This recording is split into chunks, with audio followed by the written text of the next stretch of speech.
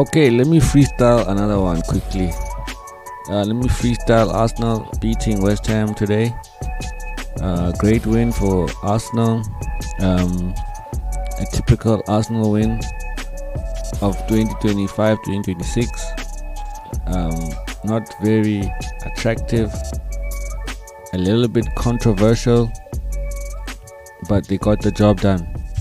And for this season, for this year, that's all that matters. It's been 22 years without a title, and it's time to break that long drought. And no matter how it's done, it has to be done. And so, even though you can be critical of how Arsenal have played, their reliance on set pieces, some of the darker arts, time wasting, stretching the rules, if I can put it like that. The objective is to win this title, and then from there we can judge Mikel Arteta.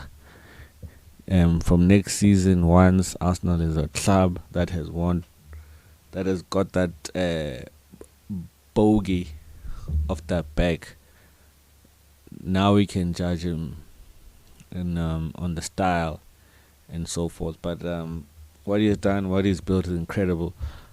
He has built a club there that's a club. I was telling a friend the other day, that whole singing thing, that was never there, whereby, like at Anfield, you'll never walk alone. Arsenal have their own "You'll Never Walk Alone" now. I don't know how it goes, but they never used to sing before or after a match. The atmosphere has changed. The club has changed. So all the credit goes to Mikel Arteta. And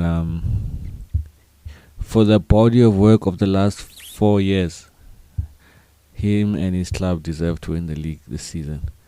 They have been the best team. It's just that when it's your first time, when you're chasing this title and you haven't won it before, obviously there's a lot of nerves. You don't know the road ahead, how to really navigate it. So they won't be as fluid and pretty as we would like. And they will fall, they'll make mistakes, they'll falter. That's just how it is when you're trying to do something for the first time. And so I do not hold anything against Mikel Arteta this season. He's fighting big odds, fighting big boys there. Teams like Man City in the league, in Champions League, PSG's, Real Madrid's, Bayern Munich's. He's trying to get Arsenal to be there on the same level. And it's not easy, especially, like I'm saying, if you haven't done it before. But they've been the best team. And just 2 more games, 2 more wins. The last game is a challenging one. They have to play away at Crystal Palace. That might be a tough one, being away. However, I think Crystal Palace will be either just coming off the Conference League final or preparing for it. So that might, take their focus. Burnley at home, that one is a definite 3 points. Burnley at home is a 3 points. But that last game might just be a toughie, a little bit of a tough one. Man City are playing Palace at home on Wednesday. That should be 3 points for them. Then they play Bournemouth on a Tuesday night. That's a tough one. So both teams have 2 banana skins left. Bournemouth are chasing Champions League, which is incredible what they have done. And it would be amazing for them to actually make it to top 5. Although now that the coach is leaving, I don't know how long lived I mean, they might get to Champions League and lose every game and then get relegated. So, but anyway, for this season, they've done an amazing job, but that's going to be tough for Man City, who are not consistent, who are still building a team. Pep has done a great job of competing with this team that he's rebuilt on the fly, and they've taken advantage of Arsenal letting them back into the title picture. But they're still not the finished product.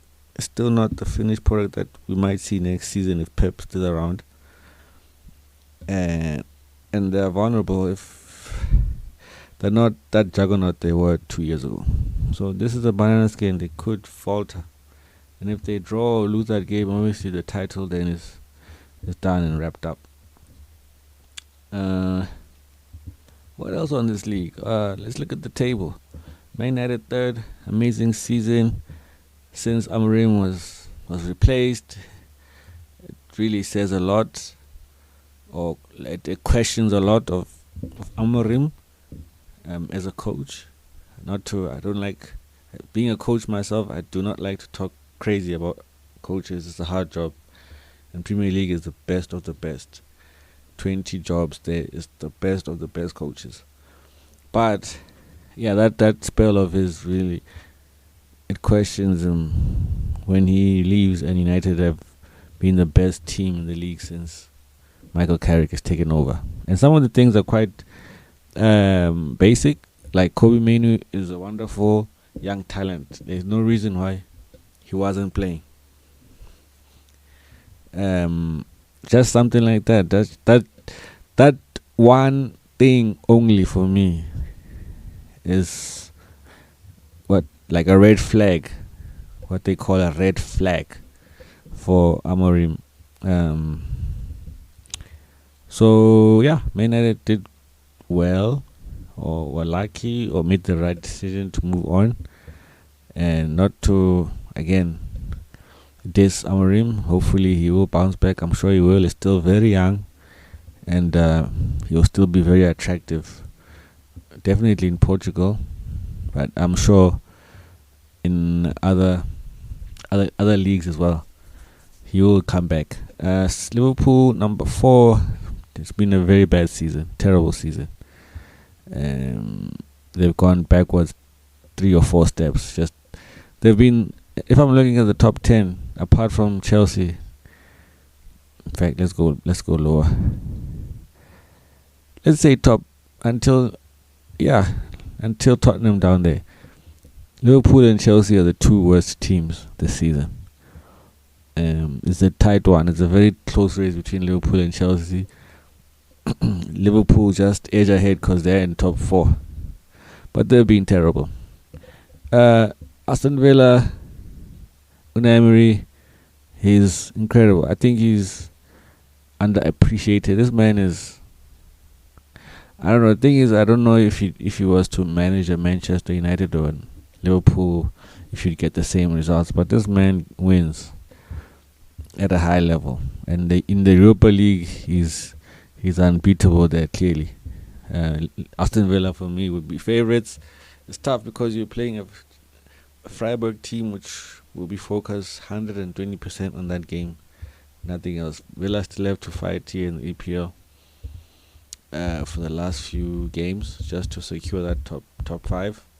It's still shaky whether they can make it top 5,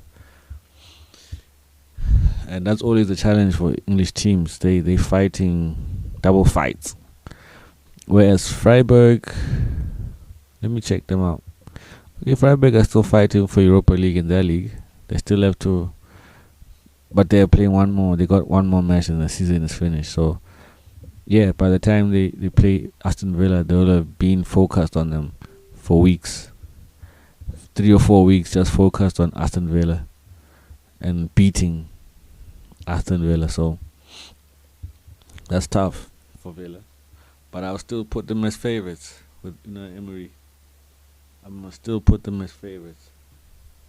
I'll still put them as favourites as Europa League 2026 winners, which would be his 5th Europa League title. That is Unai Emery, which is incredible. I'm not going to go through the whole league. Let me just finish with a pointer. Let me see. Relegation, very tough for West Ham today. Yeah, they're going. They're gone. Tottenham just need a one more win. I think it's curtains really. It's sad because I like both teams, but and West Ham have fought. It's tough for them. This has been a slippery slope since they let go of D Moyes, the legendary David Moyes, and sad. Let me shift somewhere else quickly to one of my other favorites. Obviously, is the playoffs. Let me predict something there. That's the NBA playoffs. Let me predict, which is very easy to predict. Finals will be the Thunder against the New York Knicks. Shai Gilgeous-Alexander is the best player in the NBA right now, and they will win the NBA again. PSL, Orlando Pirates, well done. You're fighting all the way to the end, and I believe Pirates will win the league. Sundowns is not in their hands anymore. I don't think Sundowns have to beat. They have to win their last 2 games, I believe. I think there's 2 games left. They have to, otherwise it's Pirates have won the league, which would be an amazing achievement. Because this season, when they got knocked out of Champions League, I felt sorry for Pirates because I felt like it would be an empty season. But to win the league and end this dominance of Sundowns would be something incredible. So basically, Sundowns have a game in hand, 3 points behind, with a much better goal difference. So they just need to win the last 2 games, and they're champions. And I think they will do it, which would be, like I'm saying, simply amazing. Simply amazing. If you check their last 2 games, let's check that out quickly, just to make sure. So Sundowns, their last game is TS Galaxy. That should be a win. That's on Tuesday. Then this coming next Saturday, Pirates plays Devon City. That's a win at home. Then Sundowns, they're done after playing TS, which is actually kind of unfair because Pirates will have 2 games clearly knowing what to do. And their last 2 games are Devon City at home, Orbit College away. Those are 2 wins. 2 out of 2 wins. And the title will be going to Orlando. So, well done to Abse Delam Wadu, the coach. He's done an incredible job. Hats off to you. Hats off to you, coach. You've built a beautiful team, and we doubted you. I doubted you. Pirates lost the first 2 games this season, and he tinkered with what Jose Rivero had done or built or used last season and last 2-3 seasons. And Wadu came in and he changed the lineup, rotated the squad. They lost, and we thought, oh my goodness, this is going to be the worst Pirates coach. No disrespect. Instead, he's the best Pirates coach. That's pound for pound the club has had. Pound for pound, top 5. Pound for pound, top 3. Pound for pound, maybe the best ever. Maybe the best ever. Obviously, Victor Bondarenko. I believe he won the CAF Champions League. Let's check it out. And then Ruud Krol won the treble. But apart from those 2,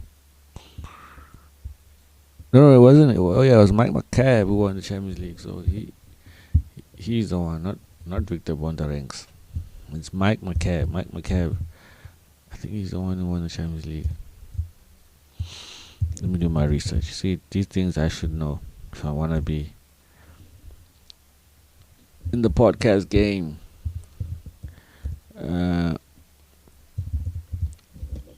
What was it? Mr. Every.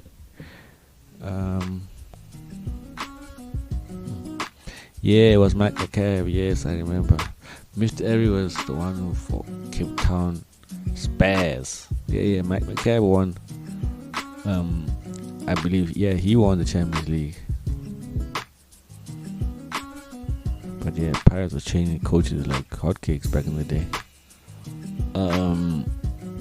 So anyway, Wadu to beat Sundowns, he would be up there.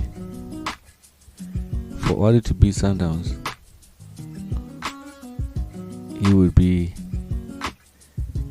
pound for pound top 3 best coach in the history of Orlando Pirates. So hats off, shout out to you, Mr. Wadu.